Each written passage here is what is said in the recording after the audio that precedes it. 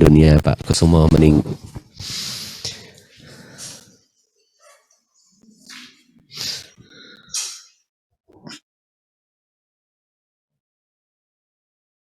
Ini capaian pembelajaran, yaitu mahasiswa memahami pengertian kimia lipida. Ya, apa itu kimia lipida dan apa saja jenis-jenis dari lipida. Tuh, tentu saja yang terkait dengan tubuh manusia nanti. Makanya mahasiswa juga harus mampu memahami relevansi jenis lipida dengan ilmu kedokteran. Ini tidak usah dicatat. Kemampuan akhirnya kalian harus menguasai pengetahuan tentang penggolongan senyawa lipid. Lipid jenuh, lipid tak jenuh nanti. Kemudian mampu memformulasikan rumus molekul lipid tak jenuh ganda. Ya, karena ini yang penting ya. MUPA, FUFA, ya. Kemudian menguasai pengetahuan tentang trigliserida. Nah, ini nanti kan terkait dengan tubuh manusia. Sebenarnya asam lemak juga ya. Menguasai dan memahami relevansi dengan ilmu kedokteran, menguasai pengetahuan tentang golongan sterol. Nah, sterol kan di dalam tubuh kita nanti ada. Kemudian ada dan lipoprotein. Ya, sifat, ukuran, partikel, manfaat bagi kesehatan. Kemudian mampu mengidentifikasi jenis partikel lipoprotein, membran, dan mozaik membran. Nah, ini kan sudah ke tubuh manusia semua ini. Kalau kita lihat judulnya tadi kimia lipida, seakan-akan kimia sekali. Padahal kan kita ini kimia medik, ya, kimia kedokteran. Nah, apa itu lipid? Ya, lipid itu seperti inilah ya. Mengapa saya katakan seperti ini? Karena lipid itu menumpuk. Ya, lipid itu menumpuk. Lipid dapat dikatakan satu-satunya senyawa yang menumpuk di dalam tubuh kita. Glukosa, karbohidrat, itu ada ambangnya. Ya, membentuk glikogen otot maupun glikogen hati itu ada ambangnya. Ya, ada batasnya. Protein juga sama. Ya, harus kondisi tertentu. Tapi kalau lipid tidak. Ya, kita diam makan banyak saja, diam makan banyak, ini jadinya. Ya. Ya, jadi dia menumpuk di dalam tubuh kita.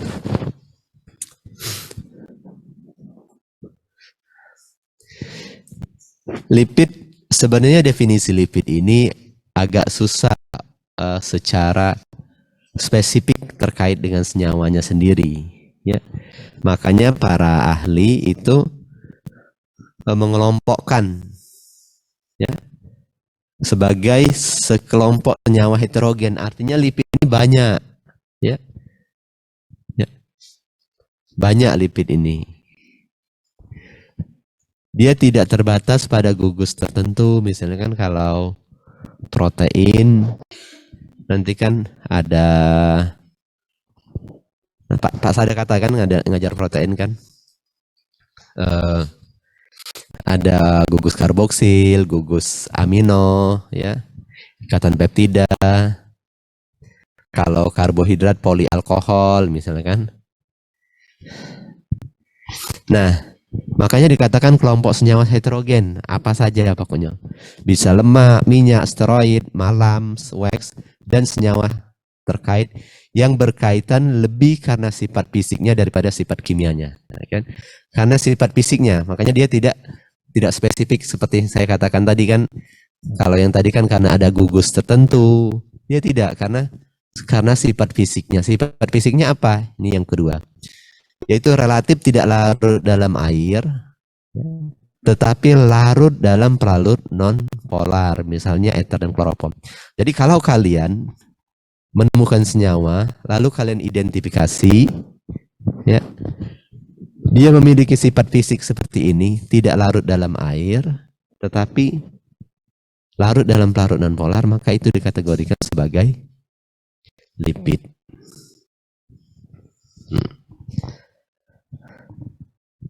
Lipid ini konstituen makanan penting. Ya. Berapa persen lipid ini? Sekitar 25-35% lipid ini ya dalam makanan kita ya. Nanti kalian belajar di ilmu gizi itu. Ya. Tidak dianjurkan makanan itu tidak ada lipid. Ya. Kan karbohidrat porsinya paling besar, makanya nasi kita paling banyak. Ya kan? Kemudian ada lauk pauknya. Nah, seperti itu. Nilai energinya yang tinggi ya. Berapa perbandingannya? 9 ya. Ya kan? Kalau karbohidrat berapa? Karbohidrat berapa? 4 ya.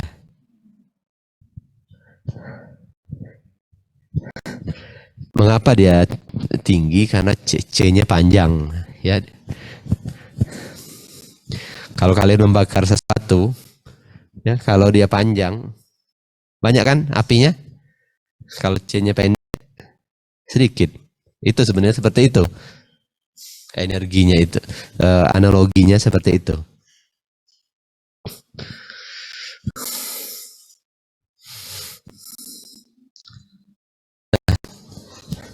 Sifat lipid bagaimana? Nah ini adalah contoh apa ini ya? Kayaknya minyak ini ya. Minyak yang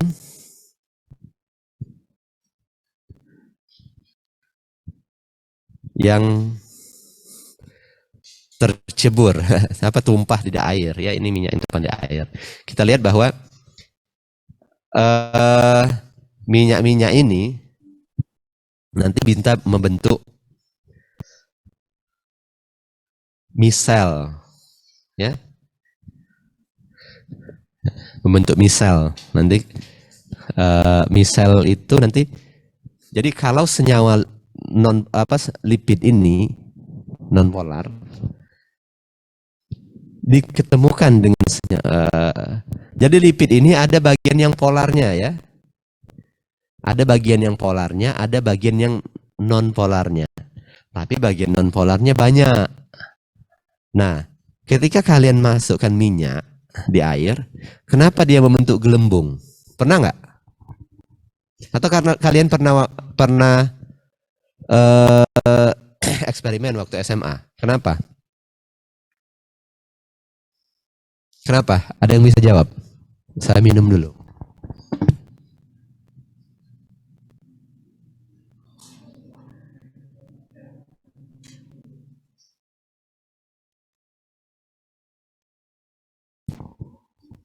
Kata kuncinya tadi ada bagian yang polar, ada bagian non polar.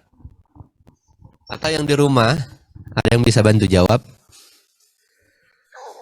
Izin menjawab dokter, perkenalkan. Nah, silakan. Itu Randini, Anissa. Silakan jawab saja, Raisa. Izin menjawab dokter. Jawab saja.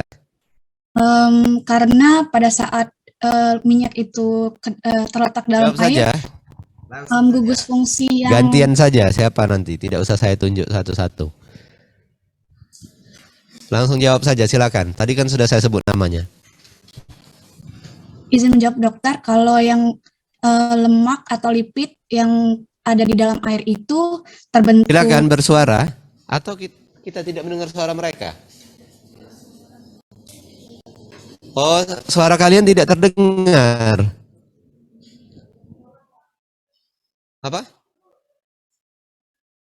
Coba ulang lagi, ini Adinda nih, Adinda. Baik dokter, terima kasih atas kesempatannya. Untuk mengapa kedengaran tidak? Tidak terdengar. Minyak itu dimasukkan ke dalam air atau dicampur. Jadi apa yang kita harus perbesar ini? Maaf dokter, apakah suara saya Bentar ya.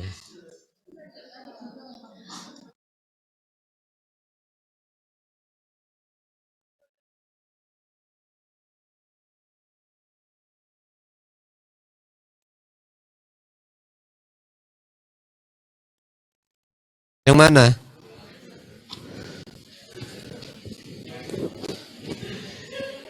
Atau yang ini ya? Ini speakernya pakai yang mana? DX speaker. Iya benar, DX ini ya.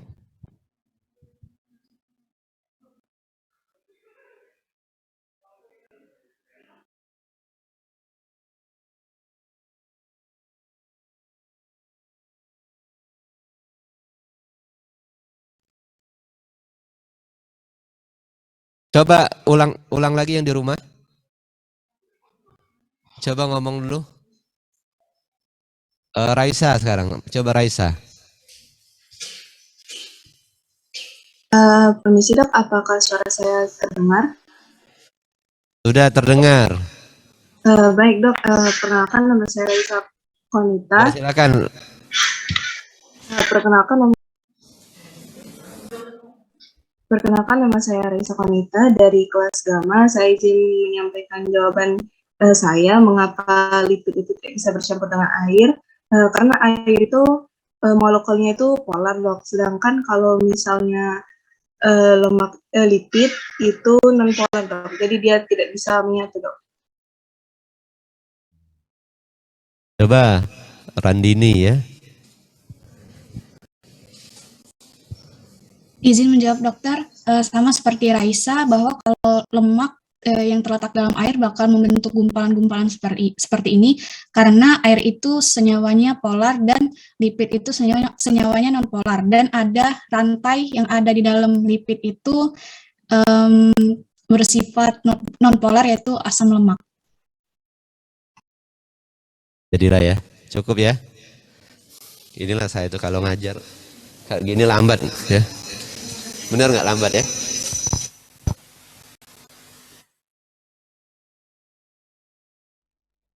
Ya benar ya, benar semua ya. Jadi misal itu bentar.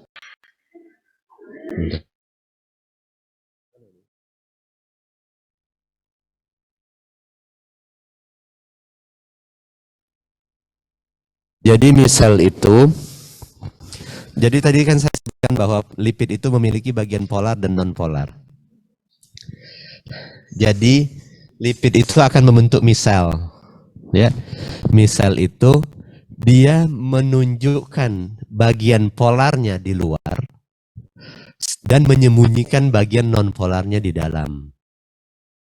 Nah, jadi makanya dia membentuk gelembung seperti itu.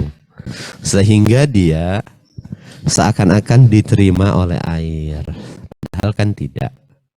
Nah, itulah namanya misel. Ya, inilah nanti yang akan menjadi dasar atau kerja pengangkut lipid, pengangkut lemak di dalam tubuh kita. Kita tahu bahwa plasma itu sifatnya polar, tetapi di dalam situ ada lipid juga, ya kan? Ada trigliserida. Nah, ya. Tuh. Oke, sifat lipid tak larut dalam air. Ya, relatif, dia sebenarnya relatif tidak larut dalam air. Nanti kalian akan ada praktikum kelarutan lipid. Sudah belum? Sudah ya? Belum ya? Kemarin itu apa kemarin praktikumnya?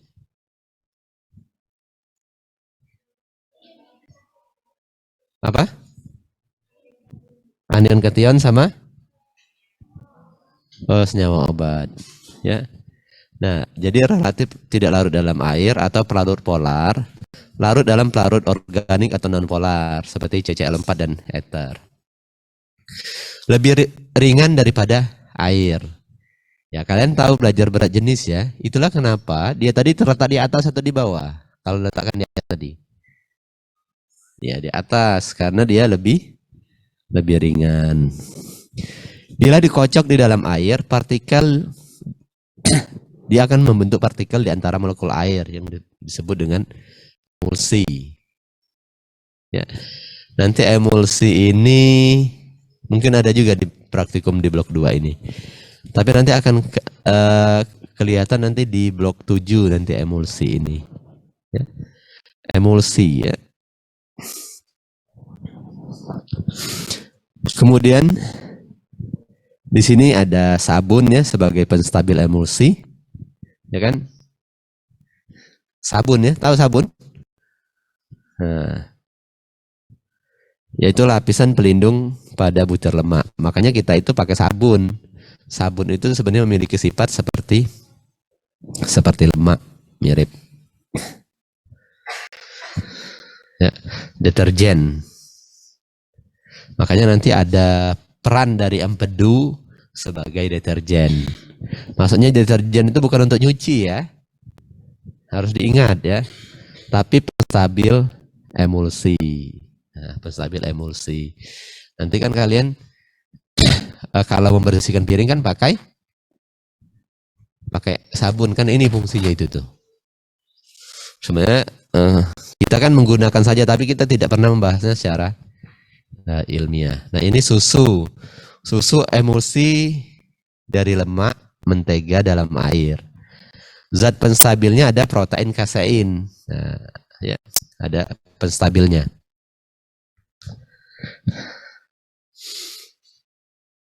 Itu adalah sifat lipid.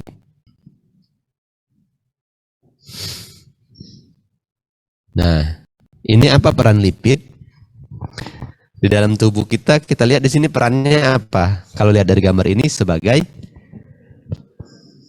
pembungkus organ, ya organ visceral namanya. Sebenarnya pembungkus organ ini bagus ya kalau kita kalau kalian beli barang ya di di online ya. Kalian kan dibungkus pakai bubble. Nah, kan terlindungi tidak dia? Terlindungi sama ini juga. Itu untuk melindungi organ dalam, organ visceral dari goncangan.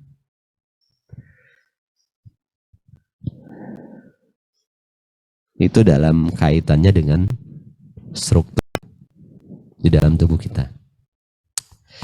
Nah, apa perannya yang lain? Sebagai isolator, sekat atau pemisah.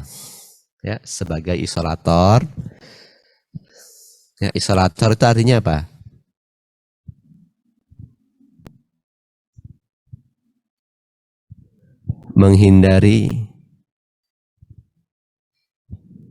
Mengisolasi ya. Nanti kita lihatlah. Yang pertama membran biologis. Ya. Membran biologis maksudnya membran sel. Jadi lipid itu menyusun membran sel. Itu yang pertama. Nah, ini yang terkait dengan lapisan isolasi saraf. Ya. Sebenarnya saya tadi mau isolator tuh maunya kembalinya ke listrik, tapi di sini ya lapisan isolasi saraf. Ya. Lapisan isolasi saraf, kalian tahu saraf itu kan listrik ya, pengantar sinyal listrik. Nah, supaya sinyal listriknya nggak kemana-mana, nggak nyetrum, maka dilapisi membran miolinnya itu dengan lipid. Kemudian yang selanjutnya isolator suhu dan penguapan. Ya. Contohnya ini saya kembali dulu ke tumbuhan ya. Kalau kalian lihat di tanaman pisang atau tanaman keladi, tahu keladi ya? Talas, itu daunnya lebar-lebar. Ya kan? Lebar-lebar. Lebar itu apa dampaknya? Penguapan. Nah, makanya di permukaannya itu kalau kalian perhatikan nanti ada lapisan putih-putih. Itulah lapisan lilin lemak. Itu fungsinya isolator suhu dan penguapan. Pada tubuh manusia, kita lihat orang yang berbadan kurus sama orang berbadan gemuk, nanti yang lebih cepat kedinginan yang mana? Kurus. Yang lebih cepat kepanasan yang mana? Yang gemuk ya. Nah, itulah fungsinya sebagai isolator suhu dan penguapan.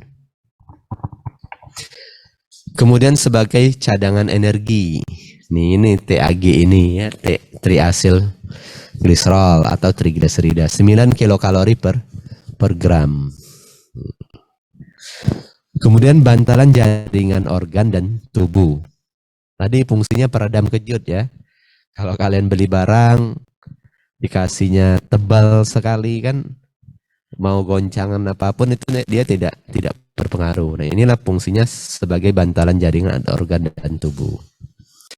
Kemudian sebagai caraka, ya caraka atau pengantar atau mediator. Contohnya adalah hormon steroid. Kita kan belum ke pembagian ya. Vitamin A dan D. Nah, kita lihat vitamin A dan D itu saja masuk dalam kategori lipid. Makanya tadi heterogen ya, banyak sekali. Atau fosfatidilinositol. Ya, fosfatidilinositol. Kemudian transduksi sinyal fotonik dan transduksi energi. Ya. Contohnya rhodopsin. Rhodopsin ini apa ya? Oh, vitamin A ini, rhodopsin ini nanti. Protein opsin yang mendapatkan gugus dari vitamin A. Kemudian deterjen. Nah, deterjen ini contohnya empedu. Nah, ya, empedu. Di dalam tubuh kita ya, bukan sabun tadi. Sabun itu ya kimia lingkungan. Kalau yang membran biologis tadi apa contohnya? Membran biologis isolasi saraf ini itu penyusun membran itu nanti kita lihat. Itu adalah phospholipid bilayer namanya. Bantalan jaringan organ tubuh dan fungsi peredam kejut itu adalah triacylglycerol. Nanti TAG itu numpuk di dalam jaringan adiposa. Tuh. Itu nggak ada contohnya ya, makanya saya sebutkan. Nah, klasifikasi lipid menurut Blur, ya. Menurut Blur itu klasifikasi lipid itu berdasarkan hasil hidrolisis. Nah, ya. Ada lipid sederhana, yaitu ester asam lemak dengan polialkohol. Itu hasilnya. Contohnya, ya, contohnya itu adalah lemak dan wax lilin. Ini lipid sederhana. Jadi dia kalau dihidrolisis, jadi menghasilkan ester asam lemak dan dengan polialkohol. Contohnya di sini lemak itu termasuk yang kita sering sebut lemak itu adalah triacylglycerol yang warnanya kuning tadi di sini nih. Nih. Kalian kan nanti ingat ya, ini. Kalau kalian praktikum anatomi, saya tidak tahu masih ada kadaver atau tidak ya. Kadaver tahu ya, mayat yang digunakan untuk belajar. Nah, kalau kita membedah mayat, nanti kelihatan di dalam abdomennya itu kita ketemu yang seperti ini, yang warna kuning ini. Ya. Mungkin kalian enggak. Kalau kami dulu masih kami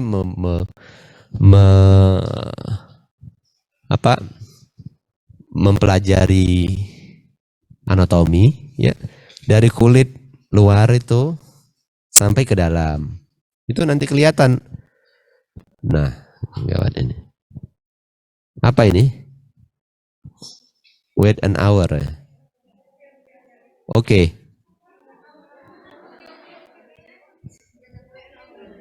Apa? Oh, wait ya. Nah,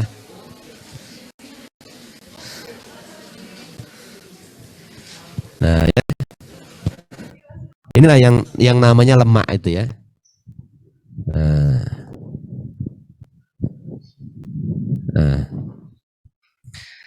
Ester asam lemak dengan gliserol nanti kan kalau triacylglycerol secara bahasa saja, tapi nanti kita akan ada di ujungnya ya. triasilgliserol. Ya.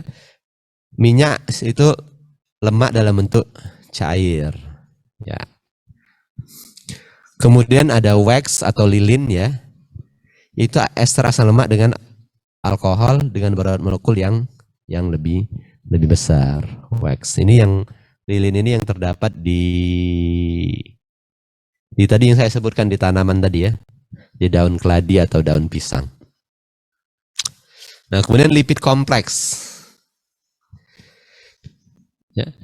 Ingat ya, klasifikasi tadi berdasarkan menurut Bloor berdasarkan hasil hidrolisisnya. Yaitu lipid kompleks, yaitu ester asam lemak yang mengandung gugus lain, fosfat atau karbohidrat dengan polialkohol.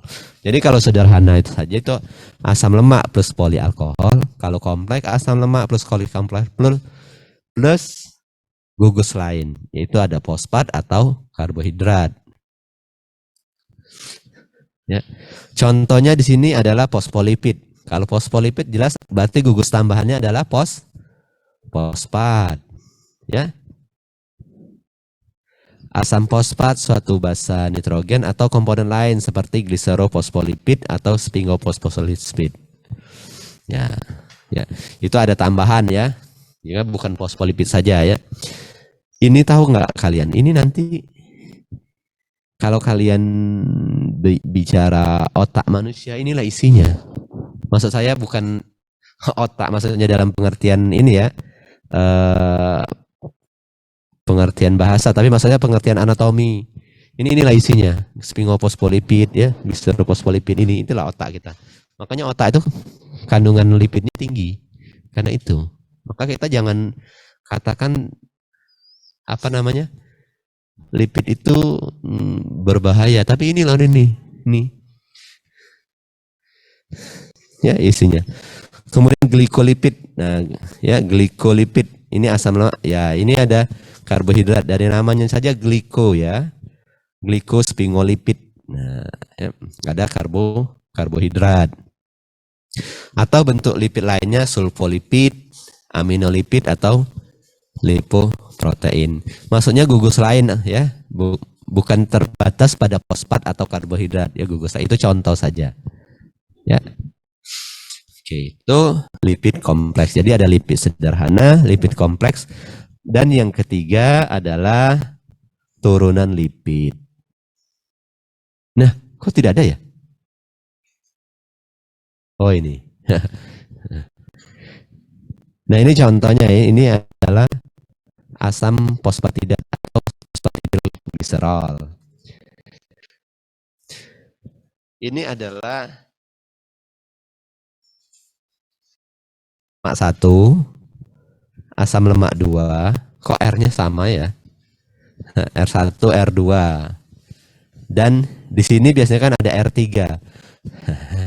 Bukan Suzuki ya. R3. Nah, di posisi R3 ini bisa digantikan dengan fosfat. Makanya fosfatidilgliserol. Nanti di sini kan O-nya ini bisa gabung dengan yang tadi ya, senyawa macam-macam tadi. Nah, di sini kan contohnya kelihatan tidak? Etanolamin ya. Nah, ditambah etanolamin, di sini ditambah dengan kolin. Ini adalah rumus gliserol ini.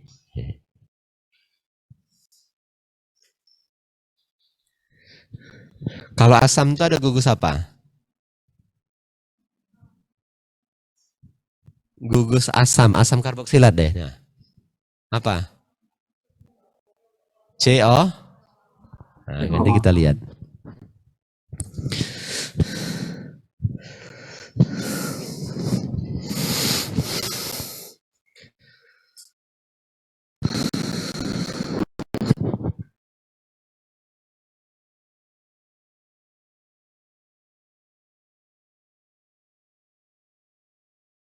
Kemudian derivat lipid.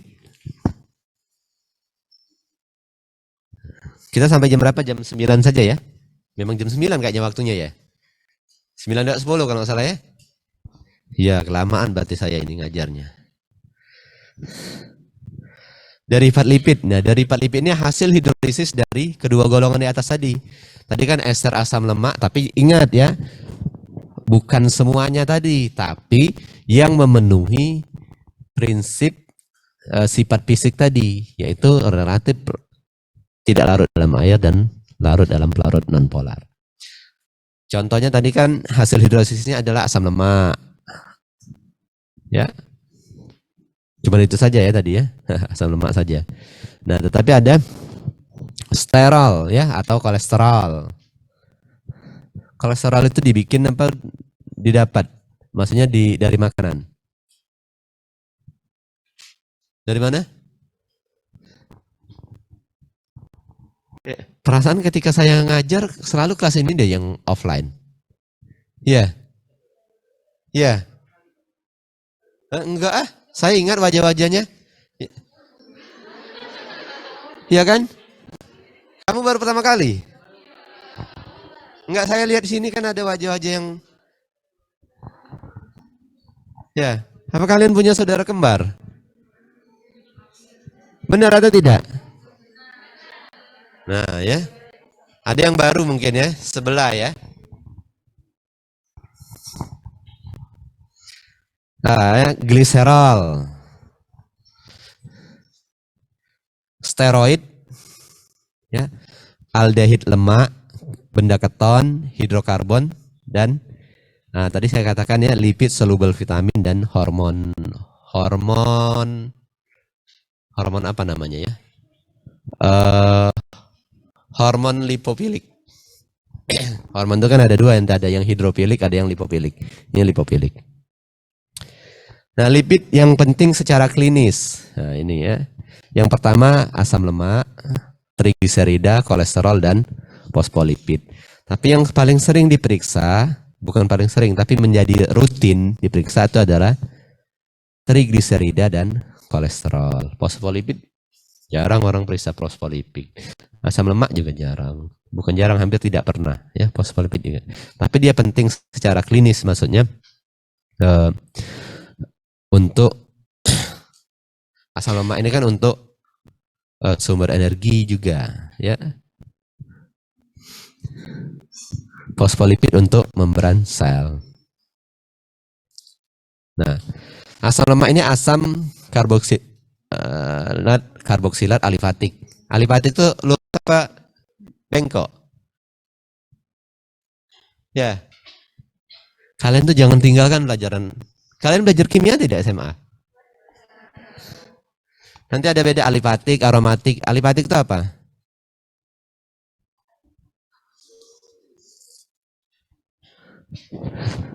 Apakah siklik? Apakah lurus ya? Ya. Dalam bentuk ester atau privetsid. Ya. Namanya biasa karbon ya. Ya. Anoat. Tapi kalian sudah pernah belajar ini belum waktu SMA? Sudah ya? Anoat jenuh, enoat tak jenuh. Gitu, ya. Tapi sudah pernah? Nanti kalian lihat.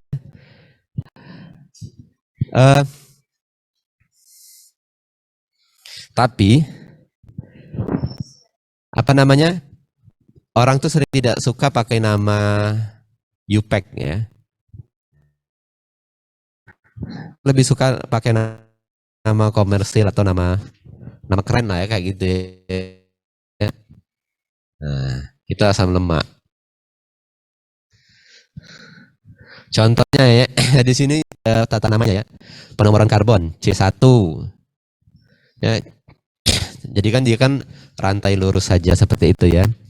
C1 itu gugus karboksil.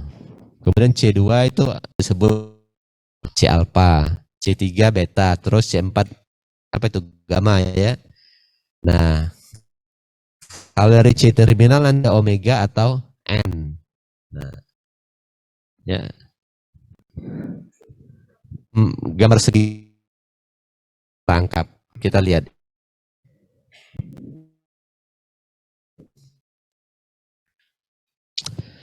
Kelihatan seperti ini ya.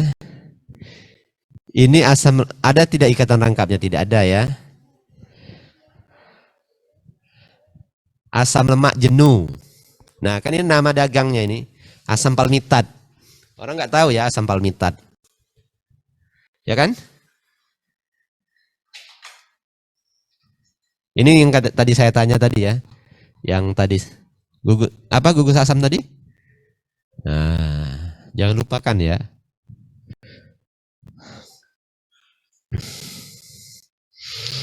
Jadi di kedokteran itu tidak bisa kita katakan murni biologi, tidak. Ya.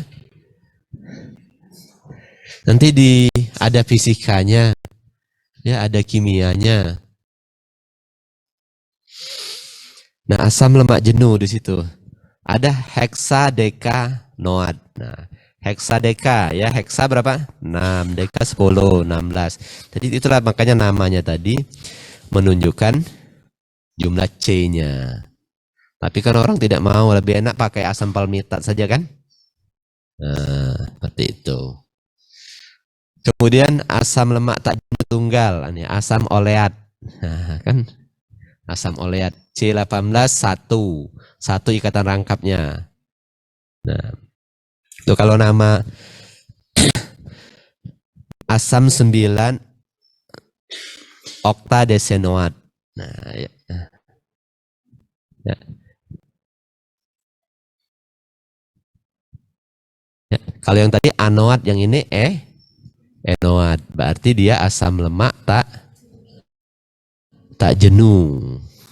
Yang ada ikatan rangkapnya 1. Ikatan rangkapnya pada atom C nomor 9. Kita hitung ya. Ini tadi ya. 1, 2, 3, 4, 5, 6. Benar nggak ini kursor saya? Nggak kecepatan. Ya, 4, 5, 9 ya. Benar ya. Sama orang buku ini. Kemudian asam lemak tak jenuh ganda, asam linoleat. Ya.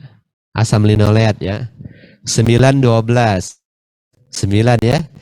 10, 11, 12 ya. Nah, pas.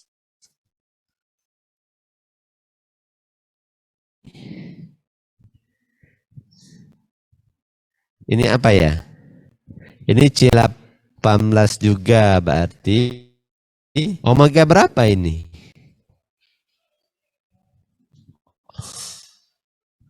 Enggak, kalau omega ini dari sini dia. Omega 9. Kalau omega atau N itu dari apa saya bilang? Dari ujung. Nanti kalian akan ketemu omega berapa yang terkenal tuh? Omega 3 sama omega 6 ya. Nah, jadi kalau kita kan tidak tahu ya asam lemak omega 3 yang mana kayak gitu ya. Nah, dari sini ya, dia ngitungnya dari sini. Pakai N ya, kalau N3 enggak populer ya. Omega 3. Ya. Ini omega 9 nih. Enggak populer juga ya. Jarang kita temukan.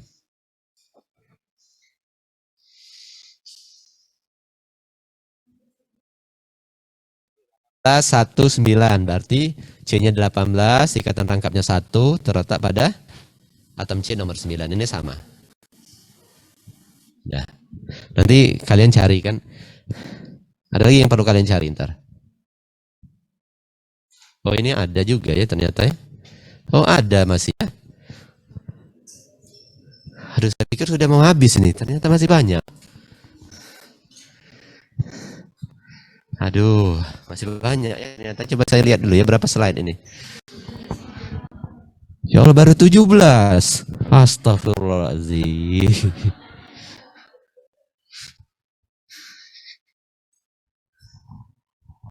Saya tadi pikir 8:30 selesai nih. Oke, kita cepat saja ya. Oke, klasifikasi asam lemak ya.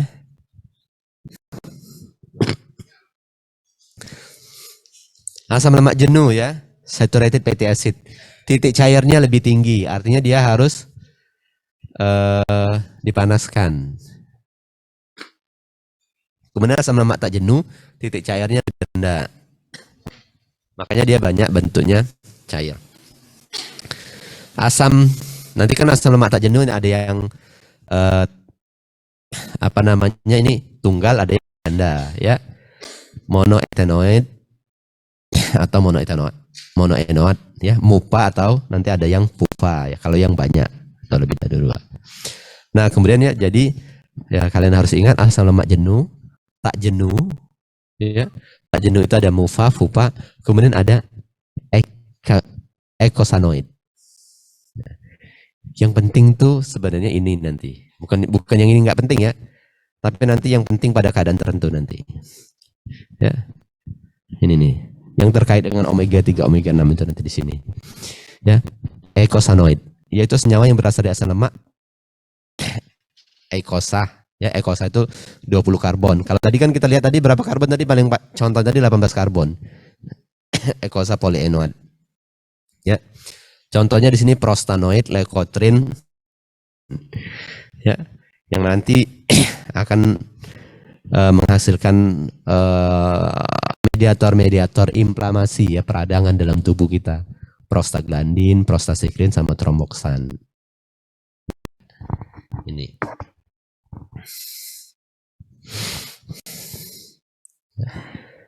Eicosanoid.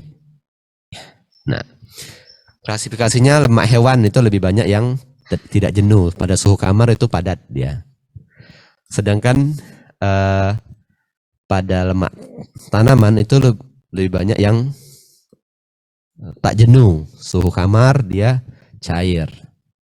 Asam lemak esensial ya dia. Nah, ini tadi kan kenapa pula ini pakai N? Omega 6 sama omega 3 ya. Nah, nanti derajat ketidakjenuhan lemak itu nanti ada bilangan iod namanya. Ya. Mudah-mudahan ada nanti ya. Ya. Praktikumnya maksudnya. Jumlah iod ya, jumlah iod dalam bentuk gram yang mengadisi ikatan rangkap dari 100 gram lemak. Pernah nggak belajar ini di SMA? Belum. Ya inilah. Nanti kan pakai iodium maksudnya ya. Ya, bilangan iod namanya. Nanti kan berapa? Ya namanya juga. Pernah kita belajar reaksi adisi dulu waktu SMA kan? Pernah kan? Iya. Saya aja masih ingat, seharusnya kalian lebih ingat lagi. Reaksi adisi ini. Dia mengadisi apa namanya ikatan rangkap ini. Jadi jumlah iod dalam gram yang digunakan untuk mengadisi ikatan rangkap dari 100 gram lemak. Ini apa ini? Ini saturated fatty acid ya. Berarti asam lemak jenuh ya. Nah, ini contohnya. Nanti sebenarnya kalian bisa membuat namanya sendiri ya. Ya, maksudnya membuat namanya sendiri kan dengan jumlah C-nya itu. Nah, itu contoh-contohnya. Oke, lanjut ya. Nah, ini yang tadi ya omega 9 yang contoh kita tadi ya. Ya, omega 9 yang contohnya tadi ya. Nah, ini ya. Kemudian omega 6. Omega 6 itu ikatan rangkapnya di 9 sama 12. Kemudian ya ini ada 2 juga omega 6. Ada linoleat dan ada gamma linolenat. Ini sumber-sumbernya nanti kalau kalian mau makan pilih-pilih. Kita kan makan kan ngapain pilih-pilih, kalau ada makan, kalau nggak ada nggak usah makan. Nah, kemudian omega 3 ya. Omega 6, nah arachidonat ya. Ini arachidonat, ini proinflamasi. Proinflamasi kalau omega 3 itu, omega 6 proinflamasi, omega 3 itu antiinflamasi. Itu yang penting. Oke. Lagi enggak? Oke. Nah, nanti ini ya. Ini yang penting bagi kalian juga. Nanti kalian pelajari lebih lanjut. Konfigurasi asam lemak tak jenuh. Ya. Ya. Ada yang cis, ada yang trans. Ya. Kalau bentuk trans itu dia lurus saja. Ya. Kalau bentuk cis dia agak bengkok, dia itu sudutnya 120 derajat. Ya. Itu cis. Yang lebih bagus yang mana? Yang cis atau trans? Cis ya. Ya. Karena dia bentuk cis ini mengurangi kejenuhan juga.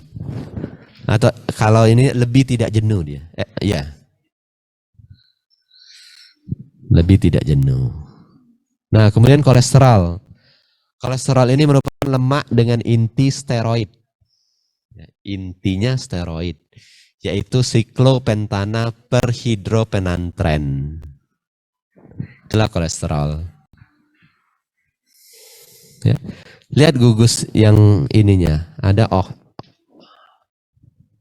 OH-nya sedikit sekali. Inilah gugus polar dia, sisanya kan non polar semua. Sumbernya hewan. Ingat ya, kolesterol itu sumbernya di hewan. Ya. Hewan. Sekitar 70% kolesterol itu diproduksi oleh tubuh kita sendiri. Sisanya 30%-nya kita dapatkan dari makanan. Nah, jadi kalau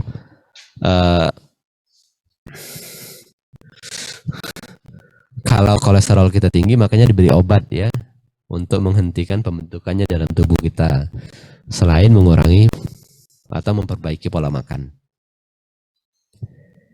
Nah ini ya, ini ternyata di sini ada ya 300 mg per hari diet kita. Sedangkan sintesis endogen itu 0,5 sampai 1 gram ya, sampai 70% ya. Ya. Dalam darah kolesterol bebas itu 1/3 dan ester kolesterol itu 2/3. Peran kolesterol itu sebagai penyusun membran sel. Itu yang pertama. Komponen sel saraf dan otak.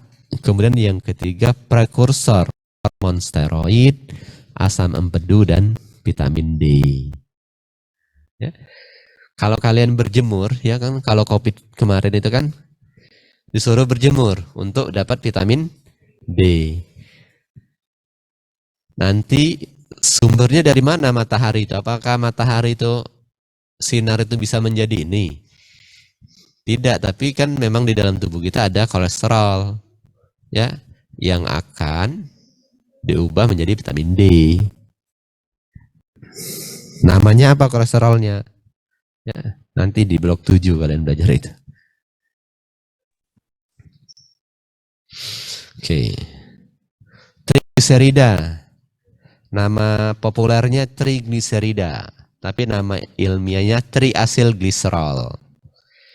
Yaitu ester 3 asam lemak dan gliserol. Ester itu gimana ya? C, O, nanti ada gugus lagi ya, di sebelah O-nya kan? Nah, benar nggak? Yang kayak gini kan? Mana? Ini kan? C, O, ini kan ada dapat ini ya. Sama inilah yang namanya ester itu kan? Benar nggak? Kalau asam, dia di sininya diganti dengan H saja kan? Nah, itu ingat ya rumusnya ya. Tuh, ini yang saya katakan lemak, makanya dikatakan lemak utama 98-90% di alam. Di jaringan adiposa, cadangan energi dan lipid utama di dalam diet. Ini ya, 3 asam lemak dan gliserol. Ini asam lemaknya. Jadi kalau ini dihidrolisis, ya, COH ini, nah, ini jadi asam lemak dan ini gliserol.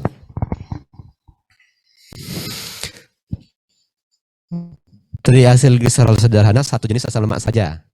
Misalnya tristeroyl gliserol atau tristerin, triple methyl glycerol, ya, atau kemudian ada triasil glycerol campuran, lebih dari satu asam lemak. Ya. Kalau yang kita kan triasil glycerol sederhana yang kita sering periksa darah itu pada dalam tubuh kita. Tapi kalau yang campuran ini, contohnya ini di mentega, mengandung triasil glycerol dan beberapa asam lemak dengan rantai pendek. Dan bersifat lunak pada suhu kamar. Benar ya, mentega itu lunak.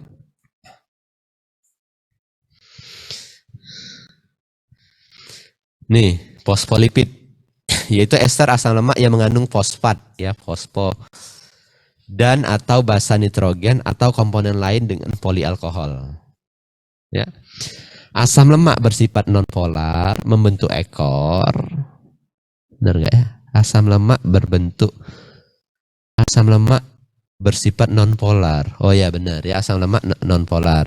Asam fosfat bersifat polar, membentuk kepala. Nah ya.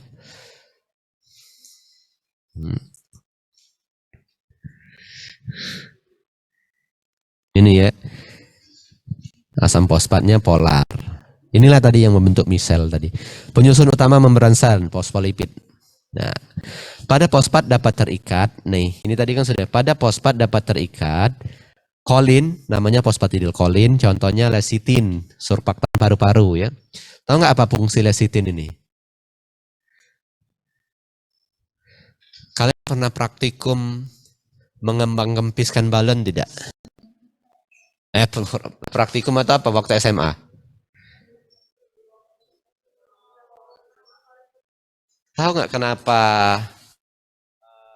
pleura parietal dan pleura visceral kita itu tidak lengket? Jadi kan di paru-paru itu ada pleura parietal. Tidak lengket itu karena ada lecitin ini. Kayak minyak ya. Dia lapar kita jadinya. Nah ada lecitin ini nih, surfaktan paru. Inositol, fosfatidilinositol. Nah, ini sebagai second messenger tadi sebagai pengantar pesan. Serin, fosfatidilserin ini untuk memicu apoptosis, bunuh diri sel. Di dalam tubuh kita kan sering terjadi bunuh diri, kira-kira selnya tidak berguna dia bunuh diri. Etanolamin, fosfatidiletanolamine juga untuk apoptosis. Fosfatidilgliserol, kardiolipid ini memiliki peran pada mitokondria. Nah ini ya gambarnya ya. Ini bagian kepala yang polar. Ini bagian ekor yang non-polar. Nah, seperti ini ya. Nah, ini tadi yang gambarnya kita lihat itu bulat-bulat tadi deh. Seperti ini seharusnya. Ya. Seperti ini tadi. Ya, misel. Ini kalau yang di membran sel. Nah, kalau liposom itu mirip seperti misel, tapi dia dua lapis. Ada di luar, ada di dalam. Ya.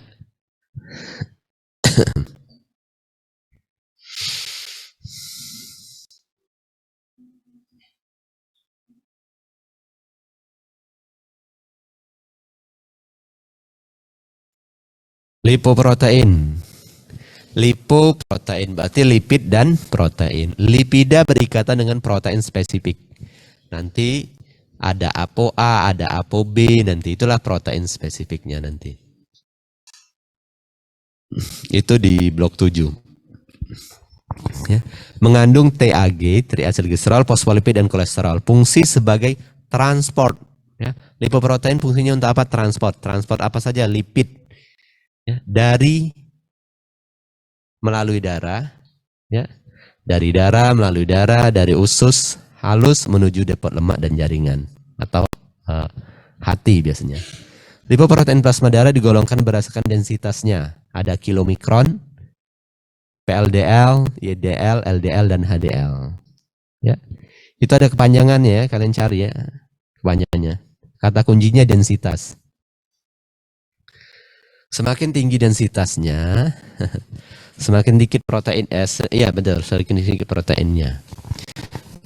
Oh ini ada kebalikannya ya. Semakin besar kandungan lipid, semakin rendah densitasnya. Ya benar ini. Tadi kan proteinnya saya sebutkan.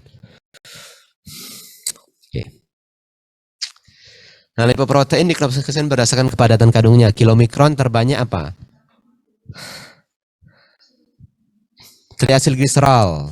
makanya nanti ada nggak fungsinya? Kalau ada ya sudah nggak usah saya sebutkan ya. Densitasnya rendah karena rasio lipid dan proteinnya yang tinggi ya, banyaknya triacylglycerol. VLDL. VLDL ini banyak mengandung triacylglycerol juga. LDL ya ini intermediate ya, ini perpindahan ya dari VLDL ke LDL. Kemudian LDL ya terbanyak itu adalah ester kolesterol. Nah, kolesterol kalau LDL, makanya orang itu mengatakan LDL sebagai kolesterol jahat. Sebenarnya karena dia banyak mengangkut kolesterol, itu ya. HDL paling banyak itu proteinnya. Tapi jangan-jangan kalian nggak belajar ini ya, kolesterol lebih lanjut nggak ya? Mungkin di blok 7 ya kali ya, kolesterol besarnya di blok 7 nanti. Ini lipoprotein ya, seperti ini ya, ini proporsinya tadi ya, ini paling banyaknya protein atau paling banyaknya yang ini adalah trigliserida. Ini protein. Oke. Kilomikron maksudnya untuk transport trigliserid dari usus ke jaringan lain kecuali ginjal. Kilomikron berarti mengangkut yang dari makanan kita itu. Ini diangkut ke hati termasuk juga. Nah, PLDL yang melanjutkan tugasnya. Jadi dia mengangkut dari hati tadi, mengikat trigliserid dalam hati dan mengangkutnya menuju jaringan lemak. Nah, jaringan lemak. Kemudian LDL itu mengangkut kolesterol ke jaringan perifer. Nah, ya. Makanya dia banyak berseliweran di dalam darah kita, kan jaringan perifer banyak. Kemudian HDL mengikat kolesterol plasma dan mengangkut kolesterol ke hati. Nah, kalau yang ini yang dianggap baik itu HDL, yang dianggap buruk itu LDL. Padahal sebenarnya sama saja. Baik buruk itu adalah tingkah laku kita.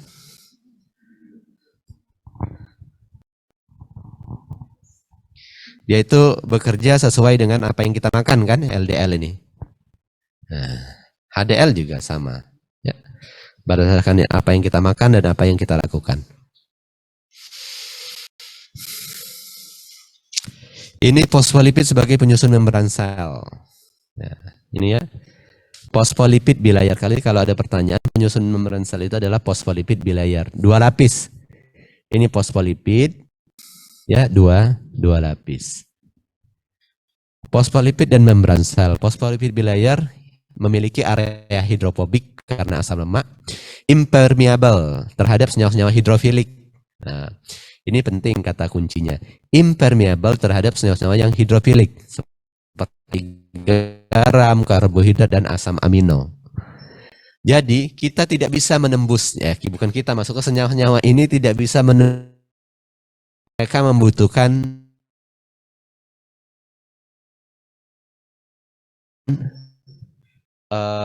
transporter ya, atau apa namanya ya, channel ya, channel atau saluran khusus ya. Nanti kalian belajar, mungkin kalian katanya channel protein, transfer molekul hidrofilik melalui protein, channel protein. Kalian tahu tidak? Air saja yang kecil itu dia memiliki channel khusus namanya aquaporin. Ya, untuk nembus membran sel itu nggak bisa dia lemak, ya kan? Kecuali yang lemak. Kalau lemak itu dia penyusun membran sel fosfolipid.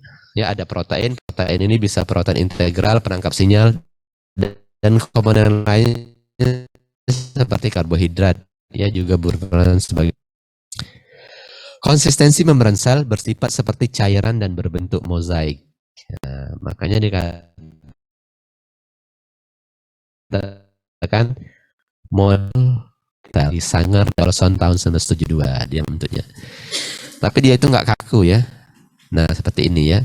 Dia bisa bergelombang kayak gitu. Ini NAKAT. Gawat kalian ini. Masa nggak pernah dengar? Pernah kan SMA?